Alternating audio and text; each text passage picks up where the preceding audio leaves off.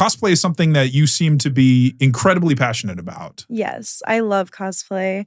I've been cosplaying since I was about 15 years old. It was like a hobby. I would like make and like model the costumes. And then when I was 18, I really like a lot of sexy characters, especially characters like with big boobs and like big booties. And so I think when I was 18, I started cosplaying more of those characters that I liked. And I kind of got into like boudoir and then like, kind of slowly progressed to what I do now. But I think I just really love like sexy characters. So. Well, and it seemed like a natural fit, like in terms of what your interests were. Oh, yeah. So, I mean, did you like anime? Is that what kind of got you into it? Okay. Yeah, I love anime, comics, video games, movies. I'm very much so like a little nerd about those things. So it's kind of cool. And I also love just creating things and like photos, like editing, all that. Like it was just really fun. And I'm still very passionate about it. It's like a hobby I never got sick of. So. Yeah.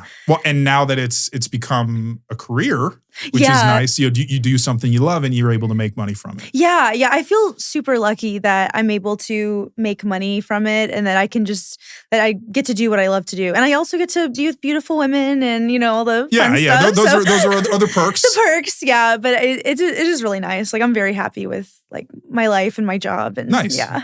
Well, and it's because you started doing it before it was like, I mean, cosplaying I think has existed, I want to say since like Star Trek conventions. That I feel was one of the first, I think, fan bases, maybe Doctor Who as well, like that cosplaying became integral to the fan experience.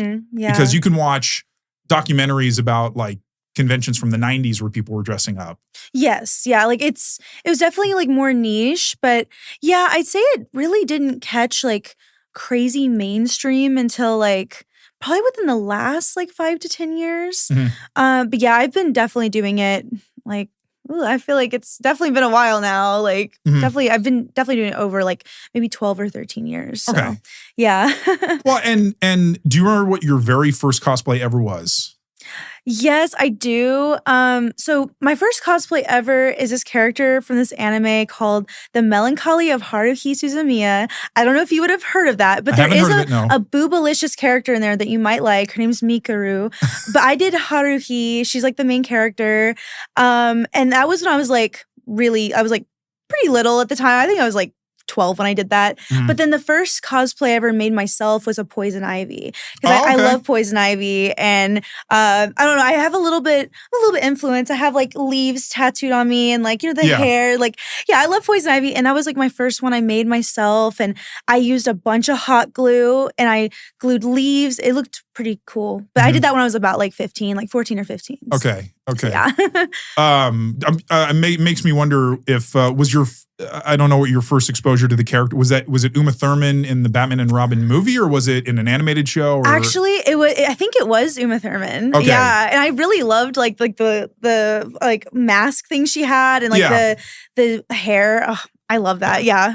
Well, it wasn't the greatest of Batman films, but it wasn't the greatest. But everyone slayed. Like everyone looked good. Well, and that's the thing is she. It's kind of unfortunate because I feel like she could have done better in a better movie. Oh yeah, but she was good for the character. It's just the movie itself, just overall had some some issues. Yeah, I agree. But so then what was it about cosplaying then that just like because people can be into stuff and they don't really feel the need to want to dress up as the characters. What was it about dressing up as those characters that really kind of you were like, ooh, that seems like fun?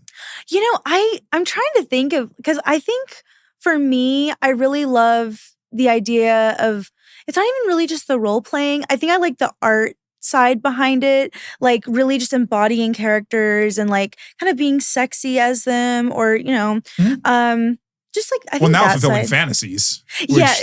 That's a part of it now, but. Yeah, I think a little bit has always been like a little bit of a kink thing, but also a big like creativity thing. And yeah, I don't know. There's like so many like factors to like that made me want to do it. But I think it was just kind of like a little hobby that turned into a career. Yeah, that went bigger than that. Yeah. I mean, would you say that cosplaying now is a lot more, I want to say, sophisticated than it was, say, when you started? in terms of, because like now, there's rules, like you can't buy stuff. You have to, everything's like handmade. I don't know if you buy into that kind of stuff. I don't really buy into that, especially now. I think for like cosplay competitions, like at conventions, that's a big thing. But when you're just kind of doing online stuff or like how I do like OF and like that, I don't think it really matters. I used to make all my own stuff, and then I kind of have gotten to the point where like the modeling aspect and like more of the production is like my main job. So sometimes I'll have to like commission like other seamstresses or I'll buy or I'll piece it together. There have been a few costumes I've made myself within the past couple years, but I typically don't have as much time as I used to. So yeah, so that part, because usually it takes me like a while to make cosplays. I'm not super fast. I'm not like... No. Yeah. I have to pace myself with it. Yeah, well, and there's some out there, which I don't know if you've probably seen, because I imagine you're probably clued into other super busty cosplayers. But there's a French Canadian named Marie Claude Bourbonnais. Yes, I know who she has like a whole like massive studio. Like she just has it seems like the projects that she does are out there. Yeah, no, that's super cool. I have seen some of her work, and that's like really impressive. So, yeah. But like it's got to be, it's got to be fun to be able to, because I'm sure when you get into the costumes, do you try to like take on the character traits of the character as well?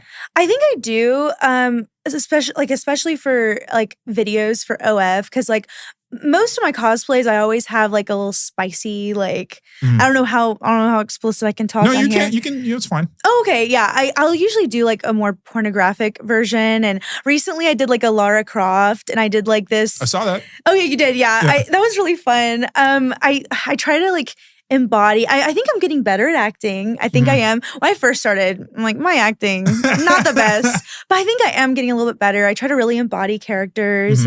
And then there's sometimes I'll be in a cosplay and I'd rather role play like a scenario that's like, for example, like today I shot a Queen of Hearts and Alice in Wonderland thing. And I was the Queen of Hearts and my friend did this Alice, but it was her first time ever doing a girl on girl scene. So I was like, oh, instead of us role playing these characters, we should just do like, we're at a Halloween party and we like sneak off to a room and it's like your first time with a girl. And it was her first time with a girl. So it was kind of, it was fun. It was special. So like we kind of did that. It was like a different little thing rather than me trying to like be this queen that's like angry. I'm like, I'm not that. Off with her head. Off with her head. I mean, I could have done that, but I was like, I think this other thing would be a little more intimate. So it just depends. But usually I try to be in character. So yeah.